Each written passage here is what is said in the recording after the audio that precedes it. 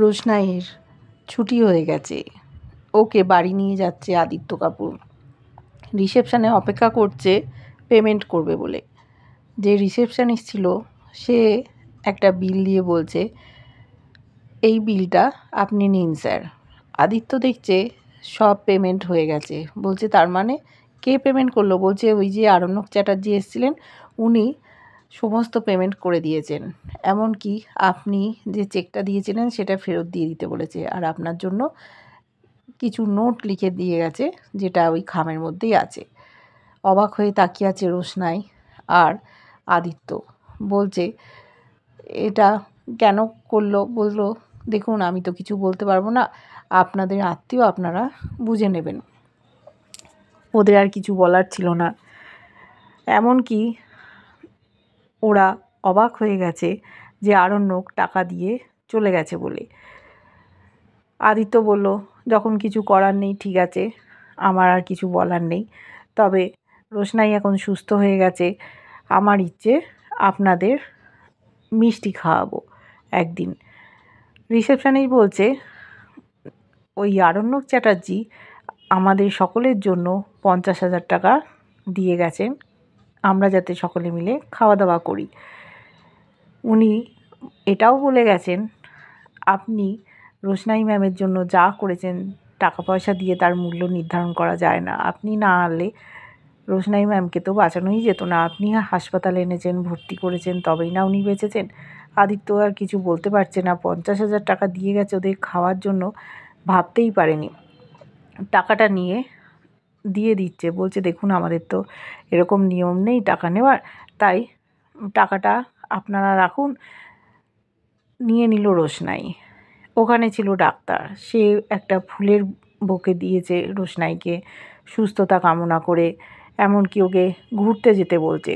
রোশনাই বলল আমাদের তো কাজের চাপ আছে, এতদিন বাদ পড়ে গেল, আমাকে কাজ করতে হবে, সেই জন্য এখন আর কোথাও ঘুরতে যাব না। বলল আপনাকে আমরা আবার দেখতে চাই, আপনি এত ভালো পারফর্ম করেন। রোশনাই খামটা নিয়েছে। পাশেই এক নার্স ছিল, নার্সটাও আরণ্যকে খুব প্রশংসা করছে। বলল দেখুন আপনারা সকলেই আমার জন্য অনেক করেছেন, আর উনি যখন এই টাকাটা দিয়ে গেছেন আপনারা রাখুন, আপনারা সবাই খাওয়া দাওয়া করবেন, ওনাকে তো অসম্মান করতে পারি না। নার্সটা খামটা নিল, নিয়ে দেখছে অনেক টাকা। বলছে বাবা এ তো অনেক টাকা, এই টাকা দিয়ে ছোটোখাটো কিছু না, আমাদের একবেলার লাঞ্চ বা ডিনার হয়ে যাবে, আমরা সবাই মিলে খাওয়া দাওয়া করব, আর আপনাদেরও ইনভাইট করব, আসবেন তো? আদিত্য বলল ম্যাম যদি আসে আমিও তাহলে আসব। রোশনাইয়ের চোখে জল। বলল আপনি কাঁদছেন কেন? বলল না এমনি। তারপরে আরণ্যক বাড়িতে চলে গেছে সেটাও ও ভাবছে। আদিত্য বলল আমি গাড়িটা সামনে নিয়ে আসছি, আপনারা রোশনাইকে একটু নিয়ে আসুন। হুইল চেয়ার আনার কথা বলছিল। রোশনাই তখন ডাক্তারবাবুকে বলেছে আপনি তো বলেছেন আমি হাঁটতে পারি, আমি হেঁটে হেঁটেই গাড়িতে উঠব। এদিকে আরণ্যকের অবস্থা খারাপ, সকলে চেপে ধরেছে। গরিমাও বলছে যে তোমাকে কথা দিতে হবে, তুমি আর রোশনাইয়ের সাথে কোনো রকম যোগাযোগ রাখবে না। ও বলছে তুমি যা বলবে এবার থেকে আমি সব শুনবো, কিন্তু গরিমার মা বলছে তোমাকে লিখিত স্টেটমেন্ট দিতে হবে, আর ওকে নিয়ে বিদেশে যেতে হবে, সেই রকমই বিয়ের আগে কথাবার্তা ছিল, বিদেশেই ওরা সেটেল করবে, তাহলে আর রোশনাইয়ের সাথে যোগাযোগ থাকবে না। জানতে চাইলো যদি আবার মুম্বাই থেকে ফোন আসে তুমি কি করবে? বললো না আমি আর ধরবো না, আর ফোন আসাও উচিত না। বললো কেন তোমায় ডেকেছিল? বললো একটা অসুস্থ মানুষ তাই ডেকেছিল, রোশনাইয়ের অবস্থা খুব ক্রিটিক্যাল ছিল, এবার ও সুস্থ হয়ে গেছে, আর কোনো ভয় নেই। সুরঙ্গমা বলল তুমি কি ডাক্তার যে সুস্থ করে দিলে? বললো যে এইসব উল্টোপাল্টা কথা কেন বলছেন, আমি কি ডাক্তার?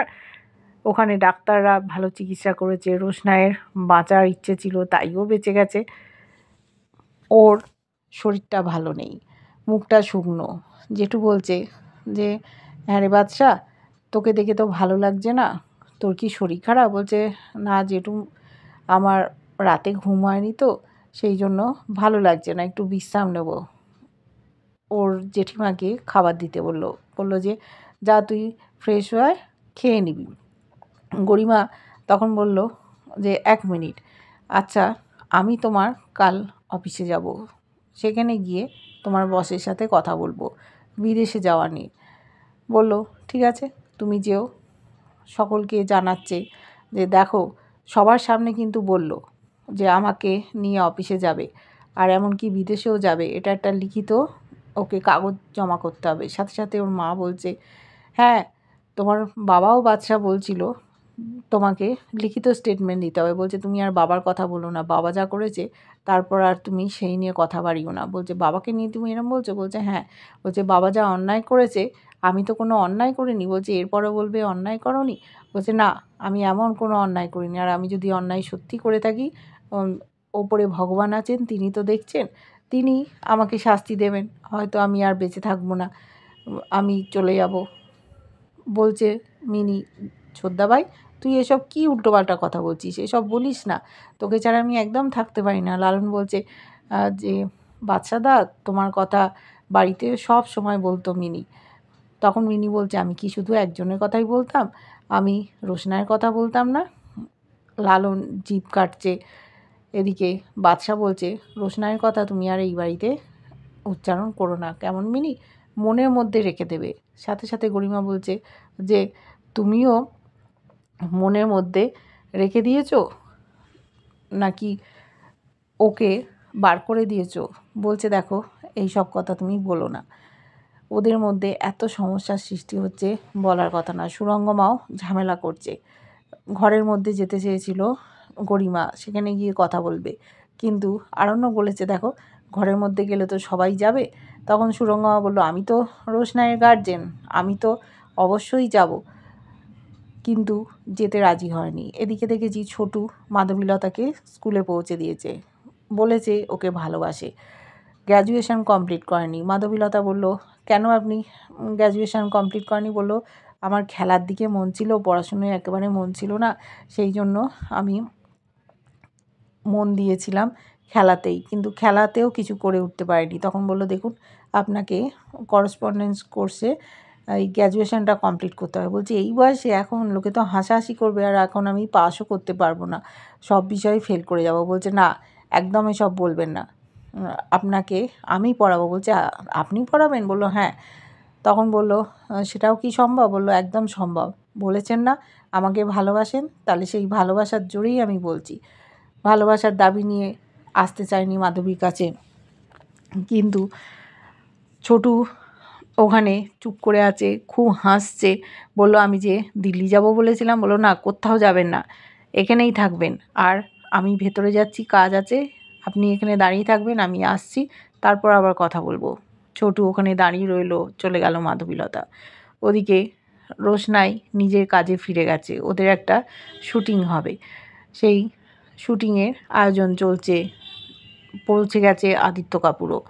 এপাশে গরিমা গেছে আরণ্যকের সাথে অফিসে, সেখানে ওদের বসের সাথে কথা বলছে। গরিমা বলছে আমার যদিও এইসব ব্যাপারে কথা বলাটা ঠিক না, অফিসিয়াল ম্যাটার, কিন্তু ও বলতে পারবে না বলেই আমি বলতে এলাম, ও অনসাইটে গেলে আমার পক্ষে সুবিধা হয়, বাইরে যাওয়ার কথা ছিল। তখন বস বলছে যে আমি তো কতবার বলেছি তুমি যাও, কিন্তু আরণ্যক কিছুতেই শোনেনি, বারবার রিফিউজ করেছে, বলেছিল বাইরে পাঠালে ও নাকি চাকরিটাই ছেড়ে দেবে। গরিমা অবাক হয়ে তাকিয়ে আছে। তখন বলছে যে না আমি এবার যাব, আর যেতে চাই বাইরে, কারণ আমার নাচ নিয়ে আমি এগিয়ে যেতে চাই, আমি শেখাতে চাই, আর এই নাচেরও তো একটা বয়স আছে, সেইটা সময় নষ্ট করতে চাই না। তখন উনি জিজ্ঞেস করলেন যে গরিমা তুমি কোথায় যেতে চাও, ইউএসএ না ইউকে না কোথায় যাবে? তখন বলল ইউএসএ হলে তো ভালোই হয়, একান্তই যদি ইউএসএ না হয় ইউকে গেলেও আমার কোনো অসুবিধে নেই, ওখানেও আমার ফলোয়াররা আছে, আমি ওদেরকে নিয়েই নাচটা এগোবো। উনি বললেন আচ্ছা ঠিক আছে। আরণ্যকের আর কিছু বলার নেই, চুপচাপ মুখটা নিচু করে বসে আছে, বলছে আমার আর কোনো আপত্তি নেই, আমি বাইরে যাব। রাজি হয়ে গেল। গরিমাও বলল যে ও হয়তো সঠিকভাবে বলতে পারবে না, আমি আর দেরি করতে চাই না, ও যদি একা আসতো, আপনারা যদি ডিলে করেন, সেই জন্যেই আমি এসছি, আপনারা কিছু মনে করবেন না। বসও তো খুব ভালো, বলছে এখন স্ত্রীর চাপে পড়ে বাইরে যেতে চাইছে।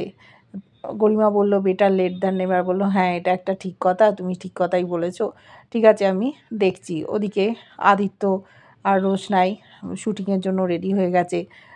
যিনি প্রডিউসার তিনি ইনস্ট্রাকশান দিচ্ছেন।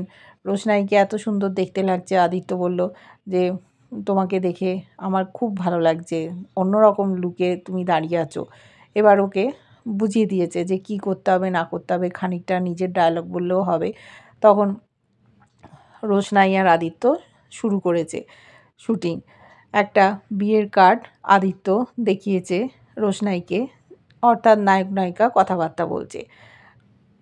যেন নায়িকার সাথে ভালোবাসা ছিল, তা সত্ত্বেও অন্য একটা মেয়েকে বিয়ে করতে চায়। সেই কার্ডটা নিয়ে বলছে, তুমি এইভাবে আমাকে ঠকালে, তুমি আমাকে ভালোবাসো তাও অন্য একজনকে বিয়ে করছো। তখন নায়ক বলছে, আমাকে প্রমাণ করতে চাই না তোমার কাছে, দেখো নিশ্চয়ই কোনো কারণ ছিল যার জন্য আমি বিয়ে করতে বাধ্য হচ্ছি, আমি তোমাকেই ভালোবাসি। তখন নায়িকা বলছে যে এইসব মিথ্যে কথা আর বলো না, এই বয়সটা আর আমাদের নেই যে যা বলবে সেটাই শুনতে হবে, এটা ঠিক না। তুমি এইভাবে আমার সাথে প্রতারণা করতে পারো না।